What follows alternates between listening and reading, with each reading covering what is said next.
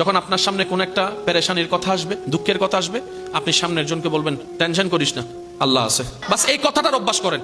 আপনার আমার প্রথম সেই কথাটা মুখ থেকে বলার অভ্যাস করতে হবে। বুঝে বলেন আর না বুঝে বলেন, ইচ্ছে করে বলেন আর অনিচ্ছায় বলেন, মুখে বলার অভ্যাস করেন। এই মুখে বলতে বলতে বলতে যখন সেটা অভ্যাস হয়ে যাবে, রবের দরবারে যদি একবার বলাটা কবুল হয়ে যায়, দেখবেন রব্বুল আলামিন আপনাকে দিল থেকে বলার অনুমতি দিয়ে দিয়েছেন। সুবহান। আর যেদিন আপনার দিল থেকে কথাটা বলা আসবে আমার আল্লাহ আছে, সেদিন আল্লাহ পাক বলবে বান্দা লা তাহজান, টেনশন করিস না, আমি আছি তোর সাথে। একটু খেয়াল করে দেখবেন, কষ্টদাতা কাছের মানুষ, অপমানকারী কাছের মানুষ, খোঁটাদাতা কাছের মানুষ, রাস্তা বন্ধ করে কাছের মানুষ, পানি বন্ধ করে কাছের মানুষ, বেশিরভাগ কষ্টের পিছনে দেখবেন মেজরিটি পার্সেন্ট কাছের মানুষ। দূরের মানুষ থেকে তেমন কষ্ট পাওয়া যায় না, পাইলে সেরকম আঘাত করে না। এবার বান্দা ভাবতে বসলো, সে তো আমার বংশের কাছে, সে আমার রক্তের কাছে, সে আমার এক মায়ের পেটেরও কাছে, নারীরও কাছে, যত কাছে তত কষ্ট, ব্যাপার কি? রব বলে যে বান্দা সবাইকে কাছে নিছস, শুধু আমারে দূরে রাখছস। তুই বান্দার সবচাইতে কাছে আমি আল্লাহ, নাহনু আকরাব, আমি তোর কাছে।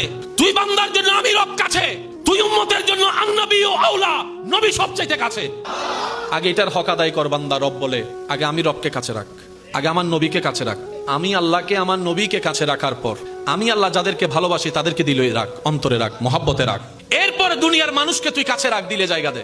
যখন তারা তোকে কষ্ট দিবে, তোর আশ্রয়ের কোনো জায়গা থাকবে না, আমি রব রহমত দিয়ে তোর জীবনটাকে গোছাই দিব।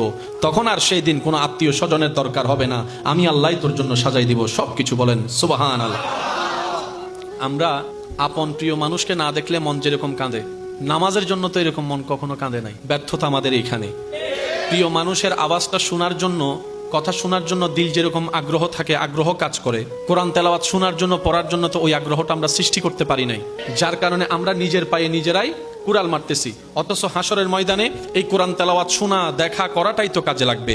হাসরের ময়দানে এই নামাজের রুকু সিজদাই তো আপনার আমার পক্ষে রবের দরবারে সুপারিশ করবে। দান